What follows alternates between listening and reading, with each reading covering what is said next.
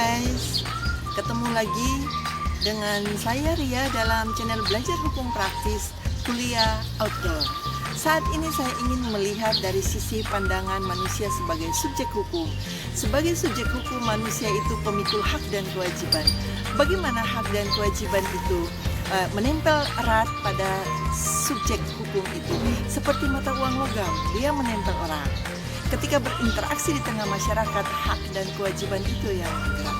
Pada setiap orang menempel hak sekaligus kewajiban. Dari sisi ini saya ingin melihat sesuatu yang saat ini konflik terjadi antara Mata Najwa dan Dr. Terawan sebagai Menteri Kesehatan. Saya melihat begitu banyak salah paham yang terjadi dan makian yang terjadi yang ditujukan kepada Najwa Shihab. Saya ingin melihat dari sisi pandang manusia sebagai pemikul hak dan kewajiban. Yang pertama saya melihat dari sisi Menkes. Menteri Kesehatan merupakan salah satu menteri pada kabinet Presiden Jokowi. Dia memiliki kewajiban kepada yang mengangkatnya adalah Presiden. Tupoksinya selaku Menteri Kesehatan. Ketika dia tidak melaksanakan dengan benar tupoksi sebagai Menteri Kesehatan, maka yang akan menegur, termasuk yang akan memecat adalah yang mengangkatnya Presiden Jokowi. Sebab dia terikat kontrak soal kewajibannya kepada Presiden.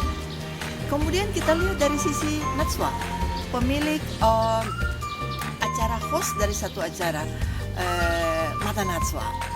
Dia kemudian melakukan undangan dalam acaranya kepada Menteri Kesehatan. Undangan, bukan kontrak. Undangan tidak ada kewajiban untuk hadir.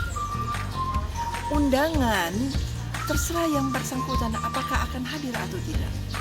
Kewajiban kalau itu ada kontrak, sebagaimana yang saya contohkan tadi, dia memiliki kewajiban kepada Presiden Jokowi yang mengangkatnya sebagai Menkes. Tetapi untuk hadir di dalam satu acara, dia punya pertimbangan lain, sebab sekian banyak pekerjaan yang harus dia lakukan. Jika dia berkenan hadir, dia akan hadir, tetapi tidak ada kewajiban untuk hadir di situ. Kemudian kita lihat Najwa Shihab sebagai host dari satu acara. Dia pun seorang jurnalis, ya. Dia pun terikat dengan hak dan kewajiban. Kepada siapa saja dia bisa mengundang untuk hadir sebagai narasumber dalam acaranya. Ketika narasumber tidak hadir, tidak masalah harusnya.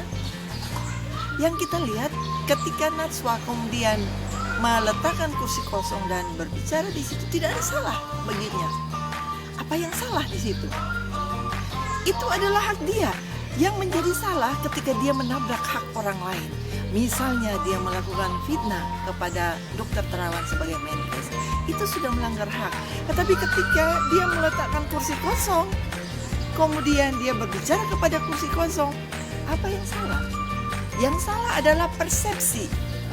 Saya nggak mengatakan persepsi media, tapi mungkin persepsi kita semua. Yang kemudian bablas, yang kemudian melanggar hak orang lain dengan melakukan penilaian-penilaian yang kontraproduktif. Menurut saya, hal-hal seperti ini harusnya tidak terus-menerus terjadi. Sebab setiap orang memiliki kebebasan sepanjang tidak melanggar hak orang lain. Ketika seorang Najwa Shihab, host dari satu acara, dia seorang jurnalis. Dia meletakkan kursi yang kosong di situ. Dia meletakkan kursi kosong kemudian meletakkan boneka di situ. Tidak ada yang salah, kecuali dia membuat boneka yang sama dengan wajahnya Dr. Terawan mungkin. Tetapi tidak ada, hanya kursi kosong. Apa yang salah? Itu yang saya melihat, kita jangan gampang terpancing oleh isu yang ada di luar. Sebab ketika kita kemudian terpancing dengan isu, hati-hati, kita melanggar hak orang lain. Ketika kita melanggar hak orang lain, maka kita akan masuk kepada ranah hukum. Sebagai subjek hukum, orang itu memiliki hak dan kewajiban. Ketika kita tidak melaksanakan kewajiban, berarti kita melanggar hak orang lain. Contoh sederhana, kita berbelanja ke supermarket, kita ingin roti, kita mengambil roti, kewajiban kita membayar ke kasir.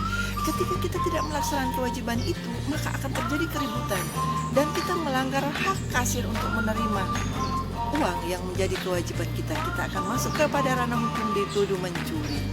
Begitu seterusnya. Ketika kita berada di lampu merah, kita naik mobil. Betul, area tidak ada pelanggaran di situ. Tiba-tiba mobil kita ditabrak dari belakang. Maka kita akan masuk pada ranah hukum. Sebab hak saya untuk memiliki mobil sebagaimana saya keluar dari rumah. Kenapa ada orang yang melanggar hak saya, mengambil hak saya dan menabrak, membuat penyok mobil saya? Kita akan masuk pada ranah perbuatan melawan hukum. Begitu seterusnya. Oleh karena itu, hukum hadir untuk mengatur interaksi manusia, interaksi hak dan kewajiban itu. Ketika interaksi ini berjalan harus dikawal oleh hukum agar supaya ada tertib di situ. Begitu seterusnya, tips-tips dari saya supaya kita terhindar dari hal-hal yang melakukan perbuatan. Sekian dari saya agar supaya kita tetap damai, kita tetap menghargai